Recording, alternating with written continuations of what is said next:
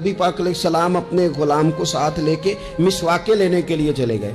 उस शख्स ने दरख्त पे चढ़ के एक की टहनी से 2 मिसवाके तोड़ ली। तो एक मिसवाक सीधी है जरा, एक थोड़ी सी टेढ़ी है। मेरे रसूल पाक सल्लल्लाहु ताला अलैहि वसल्लम ने जो सोच उम्मत को दी और जिस अंदाज में तरबियत फरमाई, बज़ाहिर ये एक सादी सी बात है, भाई मिसवाक ही है ना, क्या टेढ़ी मिसवाक दांतों में चलने के काबिल नहीं होती? एक की टहनी से तोड़ी गई है, जायका दोनों का एक जैसा ही है। और उस गुलाम ने ला के दोनों हुजूर की बारगाह में पेश कर दी। करीम महबूब अलैहिस्सलाम ने क्या किया, हुजूर ने वो जो टेढ़ी मिसवाक थी ना, टेढ़ी, वो खुद रख ली और जो सीधी मिसवाक थी वो गुलाम के हाथ में थमा दी। जब नबी पाक अलैहिस्सलाम ने उसके साथ ये रवैया किया, गुलाम थना, फौरन अर्ज की, या रसूलल्लाह, ये तो मैं शौक से सीधी आपके लिए लाया था।